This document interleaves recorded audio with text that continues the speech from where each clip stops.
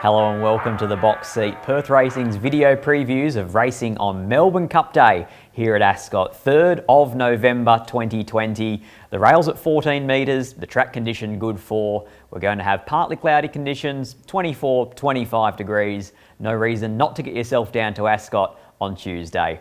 My name's Scott Embry. I'm going to bring you all of these previews. 10 race program, big meeting highlighted by the Burgess Queen Classic.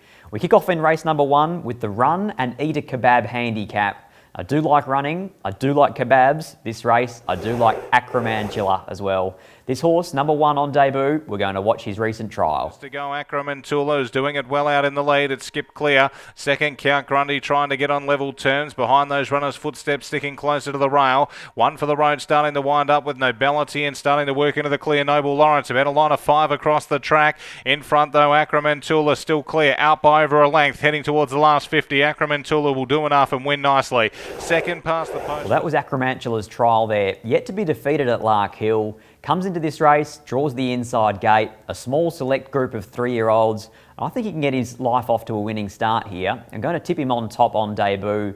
Not convinced gate number 1 and the inside rail's going to be the place to be on Tuesday, but I think over the short course, only 1,000 metres, he can get the job done on debut. Number 1, Acromantula. From number 5 in All Metal, coming out of a 400 metre jump out, but did look to show a little bit of ability. Then a couple of horses that have won races. I speak of number 2, Just a Pinch, number 3, Fishhook. Both speedy types, both likely to be up in the firing line, both capable of winning this race, and a lot more in their career. My numbers in race number 1, the Run and Eat a Kebab handicap. I'm going 1, 5, 2 and 3. Race number 2 at Ascot is the Amelia Park Maiden. It's over 1,200 metres. We're going to have a look at the impressive recent trial of a Cerise and White debutante called Fashion Queen. Down the lane, up on the outside of those runners there was In a Happy Day. Sirius gets back to the inside running. Man from Memphis is trying to rally the inside, and running on was Fashion Queen out wider. Down the straight they run. Rip and Snip the outside, trying to get back the inside. Ask an Angel presenting beautifully. Fashion Queen joins in, raced up, hit the front. Fashion Queen beats second.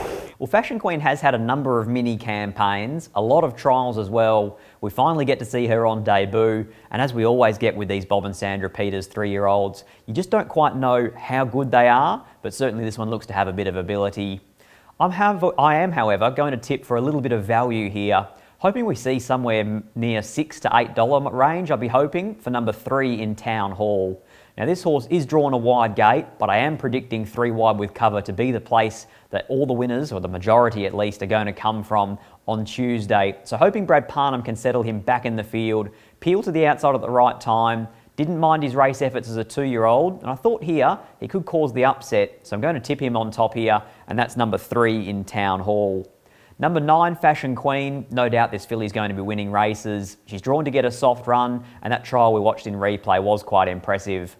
Number 7, Jedi Mind. Now this is another debutante from Brett Pope's yard who looks as though she has a stack of ability.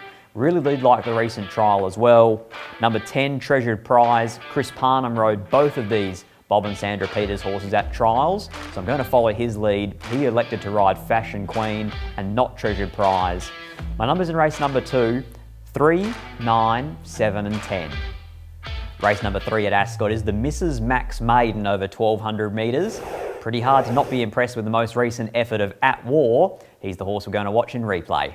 And going to the lead here at the top of the home straight, taken on strength, led the way down the outside. Quickly joining it is Bo Zoom, though, and now also running on here is Silent Act on the outside. It's Bo Zoom, about a length and a half to Silent Act, the ex-Victorian responding well and really reaching for the line, Bo Zoom. Bo Zoom went home to win from a...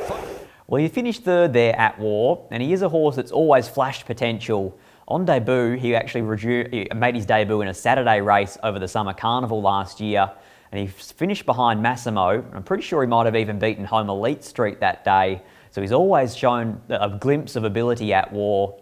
He's in a maiden here, as he was last start. I think that Bo Zoom form is going to turn out to be pretty good. So the first horse we see out of that Bo Zoom race is At War here, and I'm going to tip his way on top, number 1. From number 8 in Blazing Passion, didn't mind the effort of this horse down at Northam. Matched motors with Billy Ray to the line, and hopefully that's good enough to be competitive here. Number 10, Testing Love on debut. Cerise and White horses, always be wary of the newcomer. Number 4, Next Best, No Surrender, Darren McCall of Sagenius. So I'm going to back him in here, dropping this horse back from a mile down to 1,200 metres. My numbers in race number 3, the Mrs. Max Maiden, I'm going 1, 8, 10 and 4.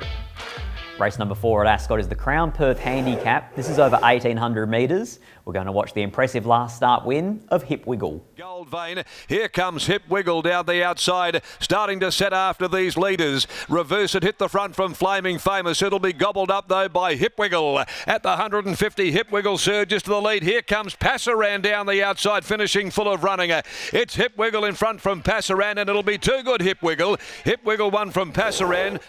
When Brad Parnham pulled the trigger there, she really did run away from them in the finish, Hip Wiggle.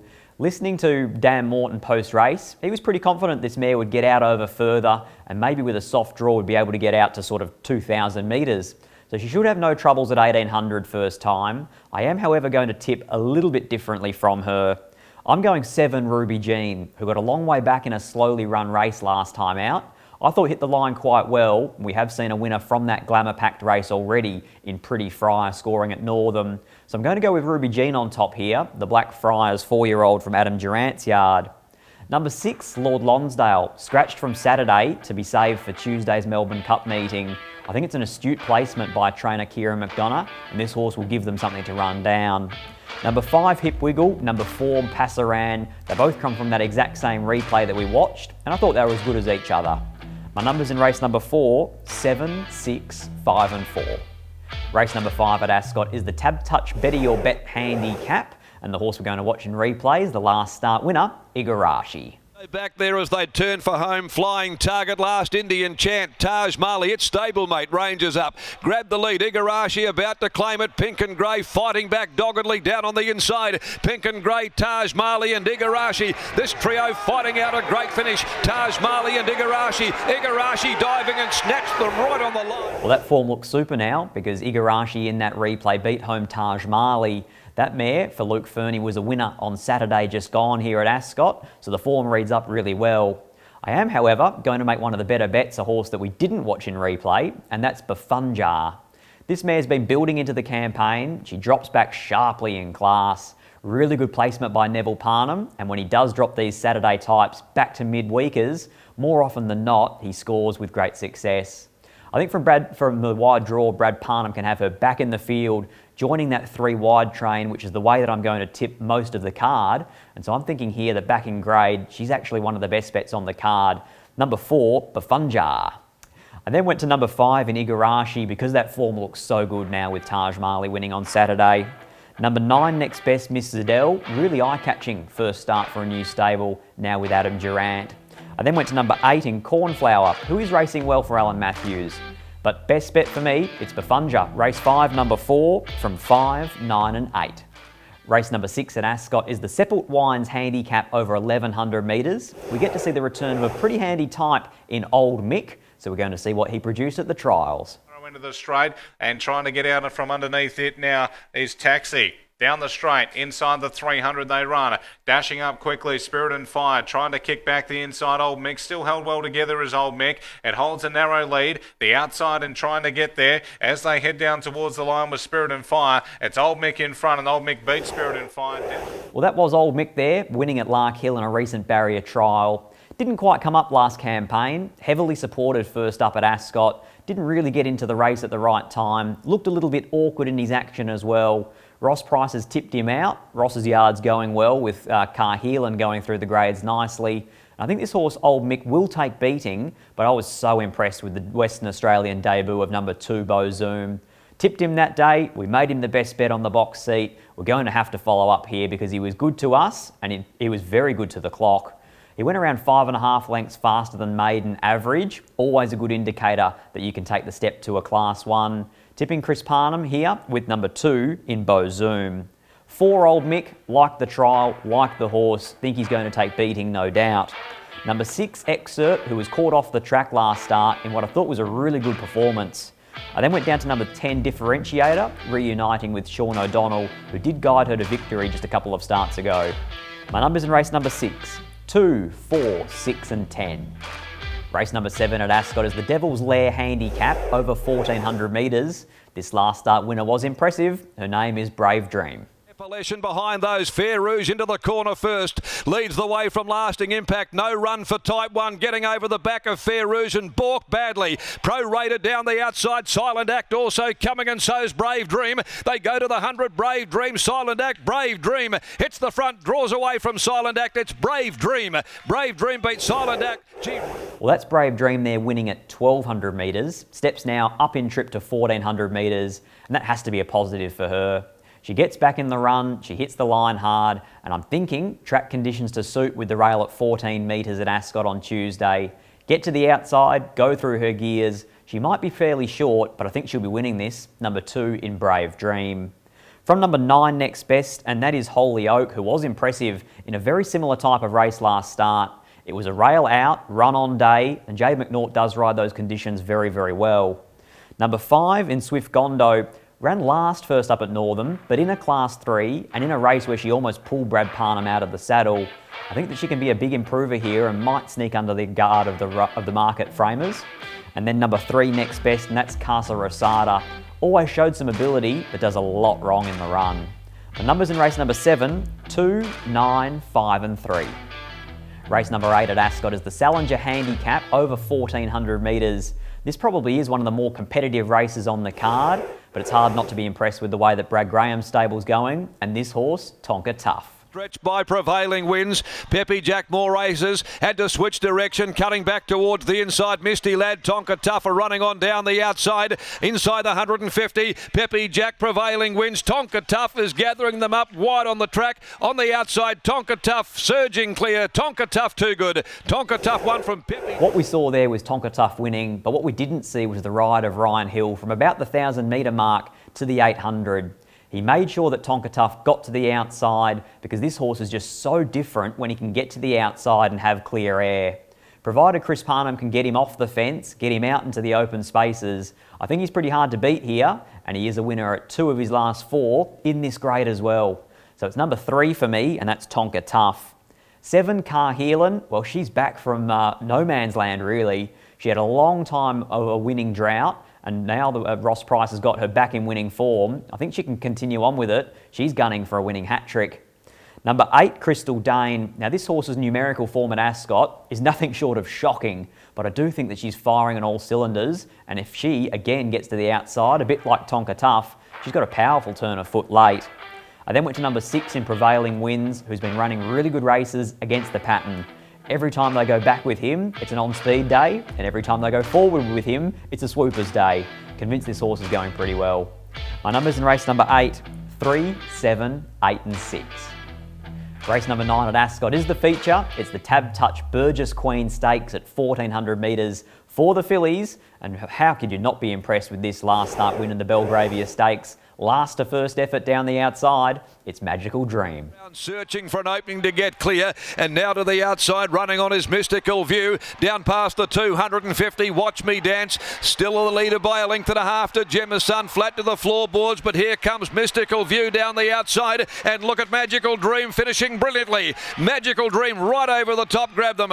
Magical Dream has got home to... In the end, Magical Dreams won that race by over 1 length. From settling last on the back of a very slow tempo. Gee, it was impressive, but there were some other runs in there that were completely luckless. I speak of the likes of Snickerdoodle Dandy. We also saw Queen Brown in there, who was almost turned sideways coming into the home corner.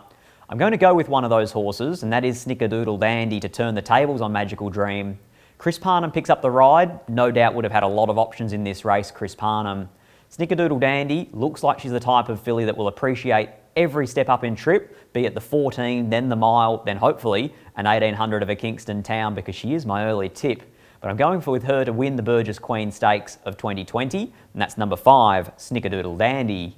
Number 2, you have to be impressed with Magical Dream. She's undefeated, she gets in well at set weights and penalties, and she probably ends up in the right part of the track at the right time. Number 4, Kiss on All Four Cheeks, an emphatic first up no trial victor. She would naturally be improved out of that and hard to beat. Number 10 next best, and that's Salaya. She was impressive as well. This is a cracking edition of the Burgess Queen, but I'm going 5, 2, 4 and 10. Race number 10 at Ascot on a mammoth program is the James Squires Handicap. Going to need one of them after the last. And the horse we're going to watch in replay gave Hannah Fitzgerald her first winner at Ascot, and that is Requisition. Marlies, Carabiner and towards the tail, Solid Azza at the 250. Miss Elmire challenged by Express Time, a length and a half clear. Bon Odyssey, Requisition is down the outside. Shackleton's running on. Express Time reaches the lead. Requisition claims it, however. It's Requisition running over the top of them, and a race-to-race double for Brett Pope. Requisition. Well, that's certainly a day that Brett Pope's not going to forget anytime soon. He had trained a treble. He had 2 other placed horses. 5 horses to the track, 3 wins, 2 placings. Serious day at the office. In this race, however, I'm not going to tip Requisition, but he's definitely in the mix. I'm going with a class dropper here. It's from David Harrison's yard, and his name is Oristano. Comes back from Saturday 60 pluses, and also class 3, class 5 type of racing. I think here he's going pretty well, Oristano, and as long as Geordie Turner can hold a position in running, I think even though it's only 1,000 metres, he can gun them down late. It's number 5 for me in Oristano. From number 10 next best, Cocky Joy. First up, no trial from the stable of Jimmy Grieve, but I do think this mare's got a fair bit of ability. Number 1, Double Jeopardy, scratched from a Saturday race to save for this. It's really good placement by the Pierce brothers. Number 9, the horse from the replay, Requisition, going too well at the moment to be left out of the first 4. My numbers in the James Squire Handicap race number 10, it's 5, 10, 1 and 9. Rolling straight on into best bets for Ascot on the 3rd of November. My best bet comes up in race number 5, and it's number 4, Befunjar. We then go to race 7, number 2, Brave Dream, so I'm hoping it's a Brad Parnham, Chris Parnham double for loyal followers of the box seat. Good luck if you're having a bet. Make sure if you are available, you come out to Ascot on Tuesday, Melbourne Cup Day.